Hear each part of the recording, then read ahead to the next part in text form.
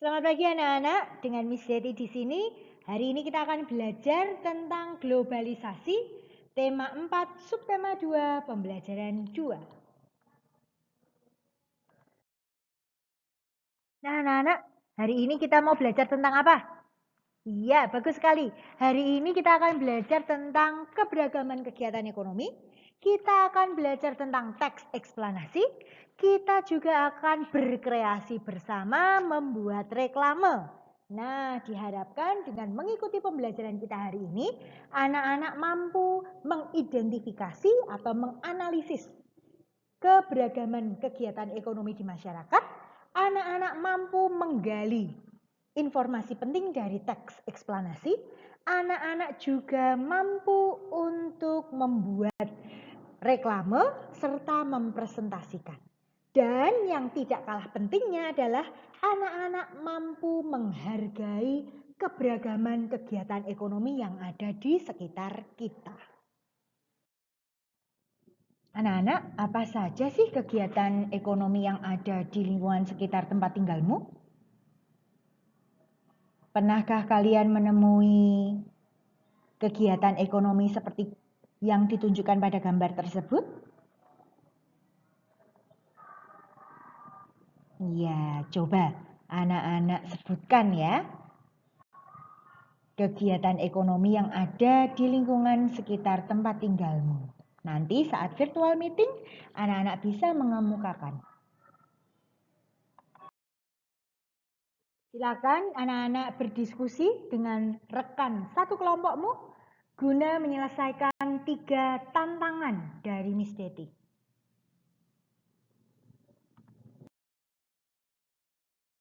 Kegiatan ekonomi masyarakat. Nah, apa yang dimaksud dengan kegiatan ekonomi?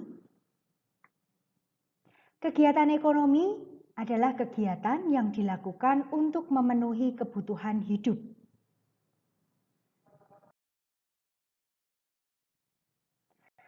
Kegiatan ekonomi yang dilakukan oleh masyarakat sangatlah beragam.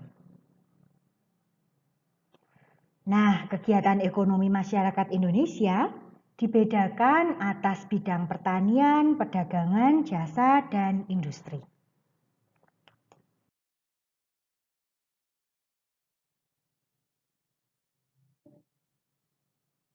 Yang pertama adalah ragam kegiatan ekonomi bidang pertanian.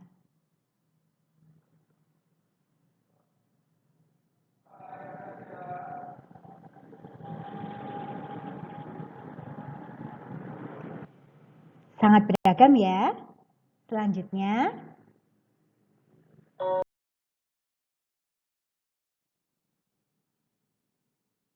Selanjutnya ragam kegiatan ekonomi bidang perdagangan. Ada agen LPG, pedagang asongan, pedagang kaki lima, pedagang yang ada di warung.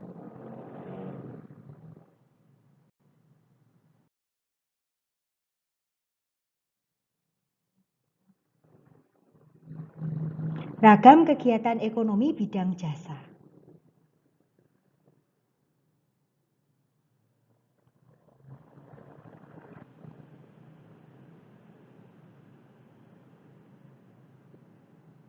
Nah, bisakah anak-anak menyebutkan kegiatan ekonomi bidang jasa yang lainnya? Pastinya, ya. Mari kita lanjutkan.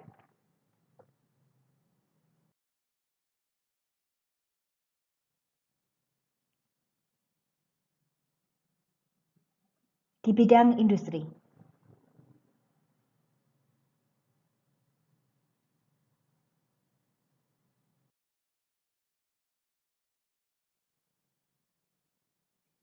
Selanjutnya kita akan mempelajari faktor yang memengaruhi keragaman kegiatan ekonomi masyarakat. Ada apa saja ya? Ya, sumber daya alam atau kondisi geografis, sumber daya manusia, serta kemajuan ilmu pengetahuan dan teknologi. Nah, anak-anak, untuk lebih memahami kembali terkait dengan keragaman kegiatan ekonomi masyarakat, silakan anak-anak simak video berikut ini.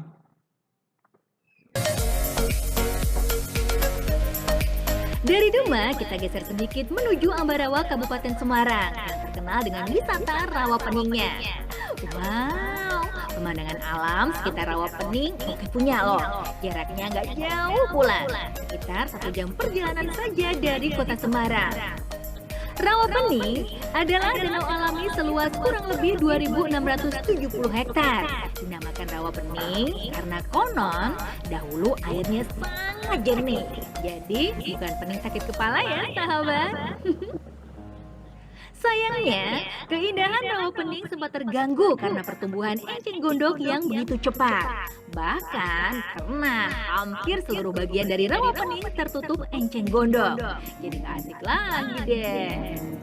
Untungnya, berkat kreativitas warga sekitar, serangan enceng gondok bisa ditanggulangi. Bahkan, kini menjadi sumber penghasilan loh. Karena dibuat menjadi berbagai kerajinan yang ramah lingkungan, berkualitas ekspor.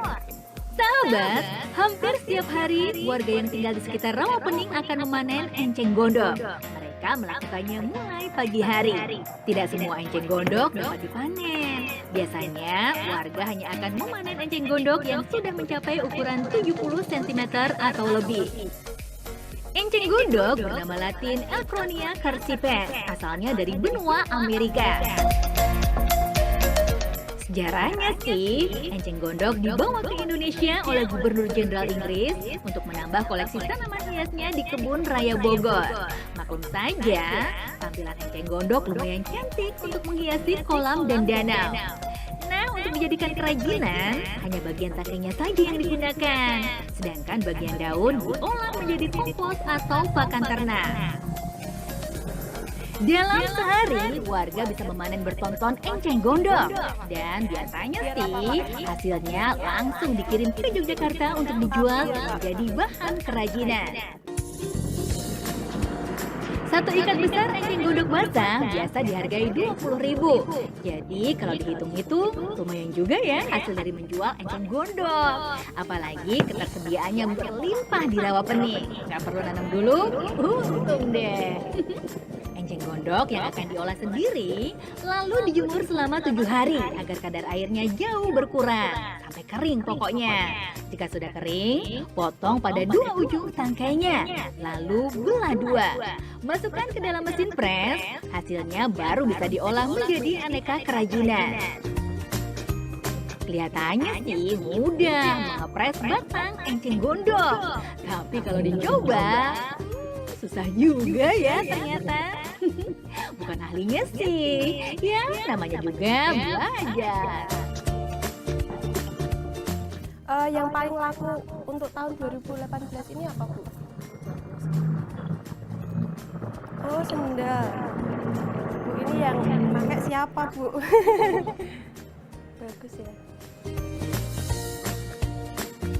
Sahabat, kaca sendal jepit dengan berbagai ukurannya terlihat sederhana. Namun penggemarnya banyak loh, khususnya para wisatawan mancanegara. Harganya terbilang mahal. Per pasang kaca sandal jepit harganya sekitar 200 sampai 300 ribu rupiah tergantung ukuran. Pesanan khusus yang dibuat juga banyak. Salah satunya berbentuk Candi Gedung Songo yang dipesan pembeli dari Jepang dan Singapura. Keren ya, harganya pasti mahal. Untuk membuat miniatur Candi Gedung Songo, hasil tangkai enceng gondok yang sudah dipres kita susun untuk kemudian dianyam. Selanjutnya buat pola di atas karton. Gunting dan bentuk polanya menjadi sebuah kotak. Untuk menempel karton, kita dapat menggunakan lem kertas. Pastikan setiap sudutnya menempel sempurna agar hasilnya nanti tak mudah rusak. Usai diberi lem, tinggal kita lapisi karton dengan anyaman enceng gondoknya. Karena sedang membuat miniatur candi, jadi bagian tengahnya harus kita lubangi sebagai pintu masuknya ya. Simpel kan buatnya? Udah cukup tuh, ini kan tutupnya, ini sekarang dimasukin ke kotak yang kita buat tadi. Oh iya. Kotaknya dimasukin ini, nah itu harus jadi. Nah, ini udah bentuk jadi. Ternyata dengan daya kreativitas, bahan yang biasa jadi luar biasa. Dan tentunya mendatangkan rupiah. Salut deh sama para pengrajin enceng gondok di Rawa Pening.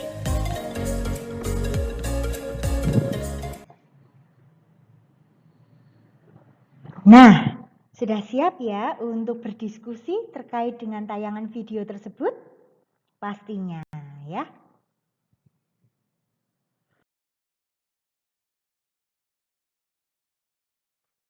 Nah, video yang sangat menarik ya. Silakan setelah ini anak-anak mencermati peta konsep tersebut dan silakan anak-anak berdiskusi dengan rekan satu kelompokmu guna membahas pertanyaan-pertanyaan yang ada pada peta konsep tersebut.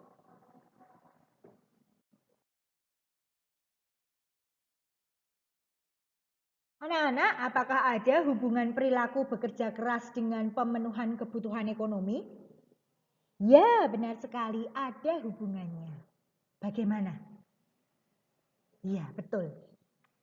Jadi, perilaku bekerja keras akan membuat seseorang mendapatkan penghasilan yang lebih. Ya, dengan demikian dia dapat memenuhi kebutuhan hidup sehari-hari. Selanjutnya, apa yang terjadi jika seseorang menjadi pengangguran?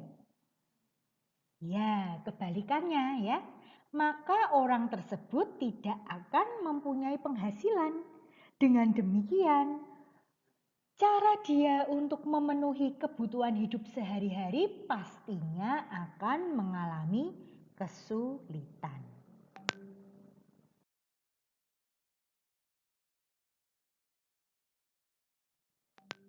Nah, anak-anak coba membaca dulu teks eksplanasi berikut ini. Simak paragraf pertama.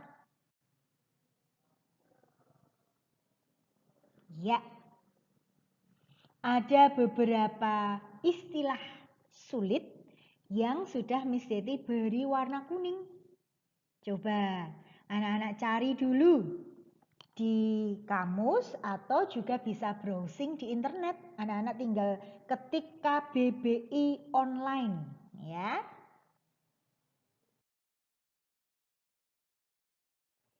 Kemarin kita sudah membahas cara mencari informasi penting. Hari ini Miss Deti ulas kembali ya. Langkah yang pertama adalah membaca teks dengan cermat. Kemudian pahami maksud dari setiap kalimat yang ada pada teks. Setelah itu, anak-anak diminta untuk mencari kalimat utama.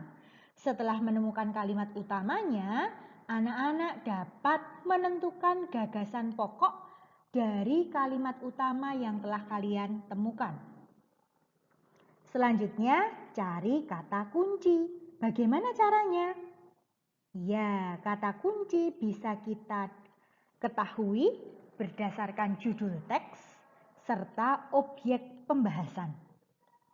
Kemudian, anak-anak juga bisa mencari kata kunci dengan mengajukan beberapa pertanyaan dengan menggunakan kata tanya apa, mengapa, di mana, kapan, siapa, dan bagaimana.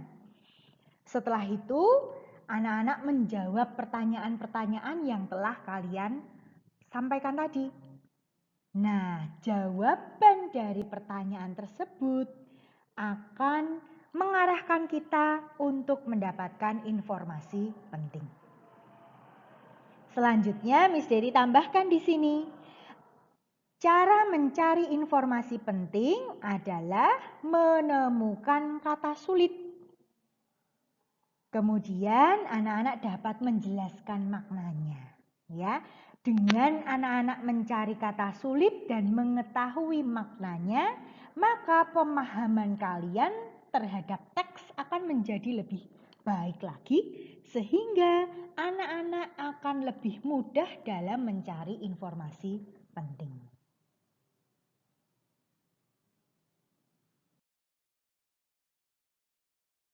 Ini sudah mencari informasi penting dari paragraf pertama. Baiklah, sekarang kita akan mengecek. Anak-anak silahkan cocokkan jawaban kalian dengan jawaban yang sudah Miss Deti siapkan.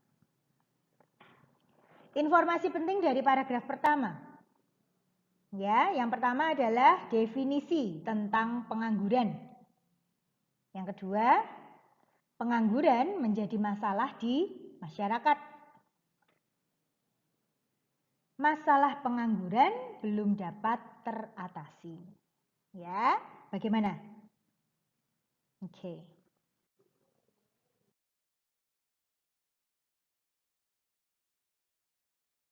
Nah, berdasarkan strukturnya, paragraf pertama tadi termasuk bagian yang mana ya anak-anak?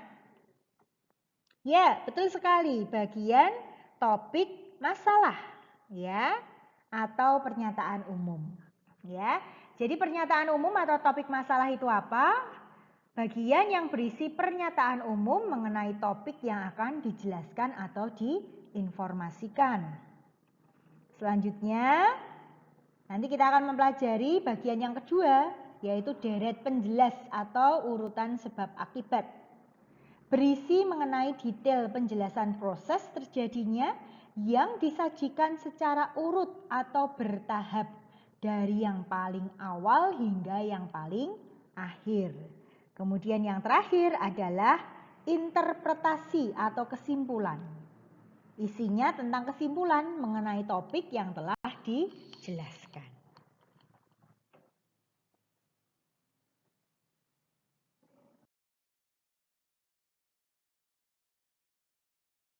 Nah, selanjutnya silakan anak-anak membaca secara mandiri paragraf 2 tersebut.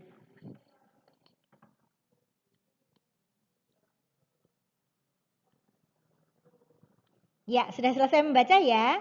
Nah, silakan anak-anak mencari kata sulit yang sudah Miss Deti tandai dengan warna kuning tersebut ya.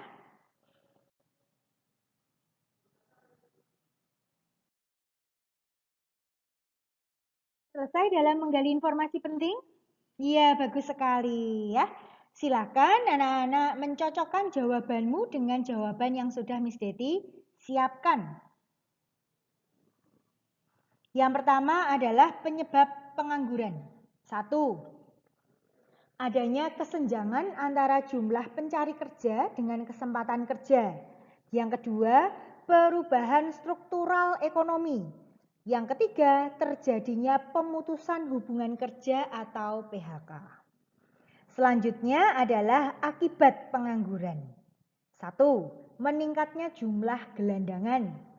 2. Terjadinya kekacauan sosial. Yang ketiga, meningkatnya angka kriminalitas.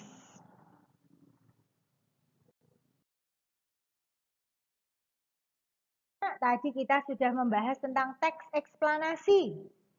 Nah, masih ingat teks eksplanasi itu apa? Bagus sekali.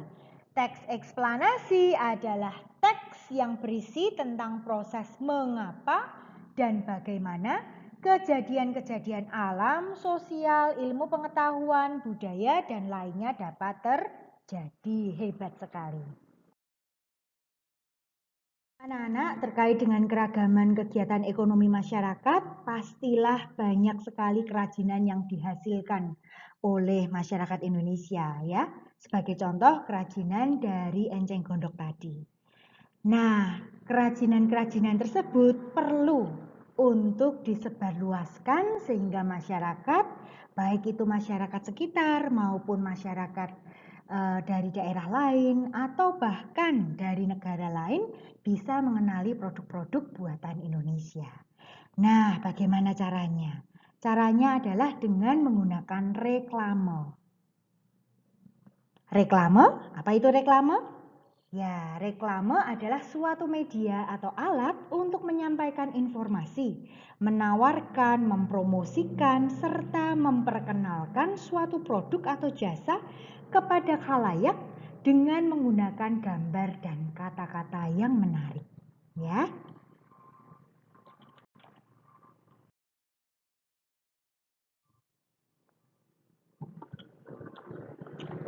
Lantas bagaimana cara membuat reklame? Berikut Miss Deti sampaikan langkah-langkahnya. Yang pertama, siapkan alat dan bahan. Nah, sebelum kita membuat reklame, kita harus menyiapkan bahan dan alat terlebih dahulu. Misalnya, kita bisa menggunakan cat asturo, kita bisa menggunakan kertas karton, pensil warna, spidol, bahkan krayon. Yang kedua, kita harus memperhatikan komposisinya ya. Setelah menyiapkan bahan dan alat, atur komposisi. Komposisi itu apa? Komposisi adalah bentuk susunan benda atau objek. Selanjutnya, gambar bentuk objek reklame. Maksudnya apa? Gambarlah bentuk objek yang kita inginkan untuk dibuat reklame. Langkah yang terakhir adalah pewarnaan. Nah, pewarnaan ini merupakan langkah yang terakhir. Agar menarik perhatian masyarakat umum, maka pilih warna yang menonjol. Perhatikan kekontrasan warna.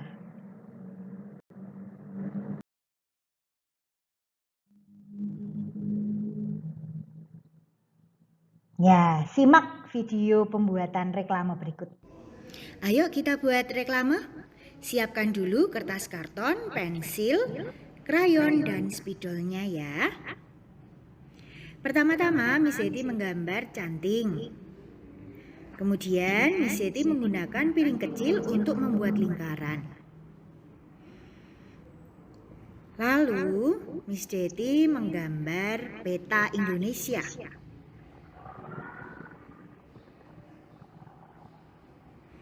Setelah itu, Miss Yeti akan menulis, "Cintailah produk Indonesia." Nah, anak-anak, di dalam kita menulis, hendaknya hurufnya harus ukurannya besar. Mengapa? Agar bisa dilihat dengan jelas. Setelah itu, Miss Yeti beri warna. Pilih warna-warna yang mencolok. Untuk apa? Agar orang lain bisa melihat dan tertarik akan reklame yang kita buat. Saat mewarnai, pastikan anak-anak mewarnainya seindah mungkin. Serta harus rapi ya, jangan sampai keluar dari batasnya.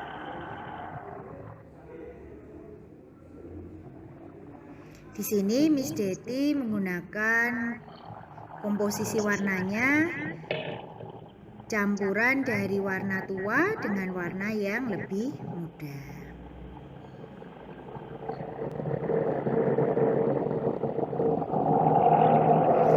Ya, hampir selesai. Mudah sekali ya. Nah, anak-anak, nanti setelah ini saatnya kalian berkreasi membuat reklame dengan tema menghargai produk negeri sendiri. Ya, selamat berkreasi, selamat bertugas, dan tetap semangat.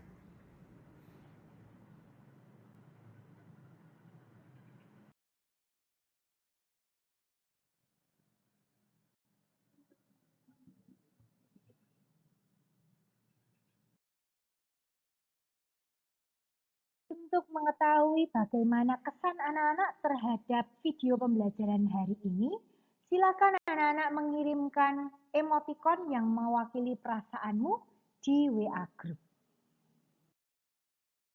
Nah, anak-anak, sampai di sini dahulu pembelajaran kita hari ini. Sampai jumpa pada video pembelajaran selanjutnya. Tetap patuhi protokol kesehatan, tetap semangat, dan Tuhan memberkati.